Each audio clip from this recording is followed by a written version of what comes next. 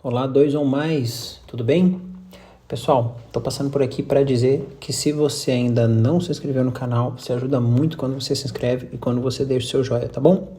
E vamos pro nosso áudio de hoje, que hoje a gente está falando sobre o 1º de abril, tá?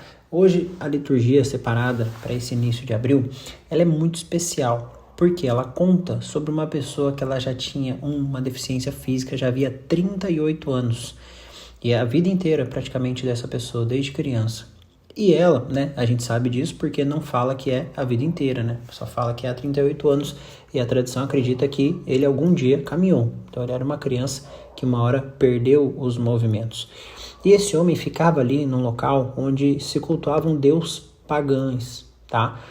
Que não é o Deus de Israel, não é o Deus, o nosso Deus. Que acreditavam-se que esses deuses, eles faziam trocas, né? A gente faz um ritual e ele oferece alguma coisa em troca. E ele ficava lá na beira dessa piscina, esperando que uma hora ele pudesse entrar nessa piscina quando ela borbulhasse e ele seria curado. Não se sabe ao certo qual é o mecanismo dessa piscina, né? Mas acredita-se que fosse como águas termais, que uma hora tinha oxigênio que fazia com que ela tivesse borbulhas. E acreditavam-se que naquele tempo as pessoas eram curadas. Quando tivessem essas borbulhas, a primeira pessoa a entrar nessa água seria curada. De fato, né? Não acontecia. Mas este homem ali não tinha no que se apegar, não tinha nenhuma outra fé, não tinha nenhuma outra coisa para ir atrás a não ser isso. Então ele ficava ali, esperando o momento de entrar. Só que tinha um problema, né? Como ele tinha uma deficiência física, cada vez que a água borbulhava, ele não conseguia chegar a tempo. Então ele ficou ali muito tempo, anos após anos, e não conseguia entrar. Certa vez Jesus foi ao encontro dele. E aqui que está o X da questão. Jesus se aproxima dele e faz uma pergunta simples para ele, faz uma pergunta clara para ele. Pergunta: você quer ser curado? Qual deveria ter sido a resposta óbvia, né? Qual deveria ser a resposta que eu e você temos que dar? É sim, de cara, eu quero, eu preciso, eu desejo. Tá? Mas quando a gente está iludido, quando a gente não consegue enxergar que Deus é capaz de todas as coisas na nossa vida, a gente começa a dialogar muito e falar as coisas que não tem muito a ver com a pergunta que Jesus fez. Então Jesus pergunta: você quer ser curado? E esse homem não responde que ele quer. Ele fala: quando a água borbulha, eu tento chegar na piscina, mas eu nunca consigo chegar antes. E aí ele não responde a pergunta de Jesus. Olha que curioso. Então a gente às vezes não pode deixar a nossa graça passar. Se a gente tem a oportunidade de se aproximar de Deus e se a gente pode pedir pela nossa conversão, nós devemos pedir, tá? A gente sempre sabe que a gente vai ter vamos ter 3 respostas, na verdade, na nossa oração, né? É sim, não ou ainda não. Mas quando a gente pede algo bom, algo verdadeiro, algo que vai nos aproximar de Deus, a resposta sempre é sim, tá? E lembrando que algo bom não é algo bom para nós, mas é algo bom para a nossa espiritualidade, bom para a nossa conversão. Então as nossas dificuldades, os nossos problemas, se a gente tiver que passar, a gente vai passar para que a gente possa entrar no processo de conversão. Mas rezar pedindo coisas como eu quero me converter ou eu quero me aproximar mais de você, Deus, é uma oração praticamente infalível, né? Não tem como a gente ter não para essa resposta.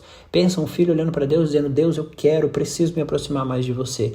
Essa é a oração mais efetiva que existe, porque a resposta vai ser sempre sim. E Deus teve misericórdia desse homem, e mesmo ele dando essa resposta, ele disse: pega a sua maca e anda. E esse homem estava curado. Ele levantou e ele saiu andando. Então olha só, né? Mesmo não dando a resposta certa, Deus derramou a misericórdia sobre ele. E às vezes a gente também não sabe o que responder, né? E a gente tem essa misericórdia de Deus derramando sobre nós, que é o nosso tempo, são os nossos dias. Mesmo a gente fazendo tanta burrada, tantas escolhas erradas, Deus deixa todos os dias a gente continuar podendo mudar esse caminho. A gente ainda tendo nossos dias, tendo nosso tempo para trilhar algo diferente. Então, que nós não desperdicemos essa chance.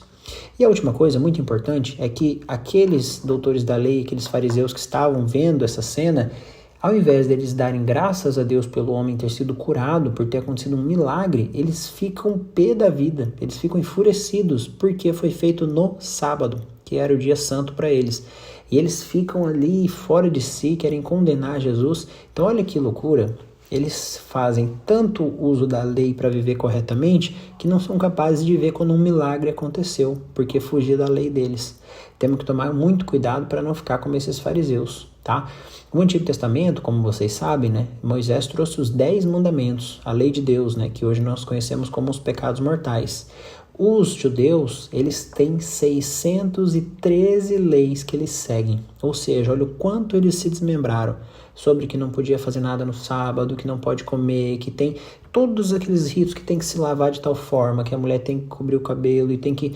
Olha só a quantidade de leis, de regras que eles criaram, e isso acabava afastando eles do amor, afastando eles de enxergar uma pessoa com amor. Poxa, esse homem estava com uma dificuldade, tinha 38 anos e ele foi curado. E a gente vai olhar para a dificuldade dessa situação, tem que olhar para a graça dessa situação. E às vezes a gente acaba sendo assim, querendo que as coisas sejam perfeitas dentro do rito, da lei, entre aspas, que nós mesmos criamos na nossa cabeça. A maior lei é o amor, isso você pode ter certeza. Deus, ele age com amor, ele age com misericórdia. Então, quando ele chama alguém, a gente não tem que pensar se essa pessoa merece ou não, se está na hora dela ou não. Isso não cabe a nós, né? E às vezes a gente fica um pouco sentido de outras pessoas que não caminharam tanto dentro da igreja ser agraciada com alguma coisa. Bom, aí é falta de amor mesmo no nosso coração. Nós não podemos enxergar dessa forma. Deus, ele age de uma forma diferente daquela que a gente imagina. E nós temos que acreditar que é o melhor caminho. Senão nós vamos sofrer exatamente como esses fariseus. Deixar de ver o milagre porque nós estamos pensando mais nas leis.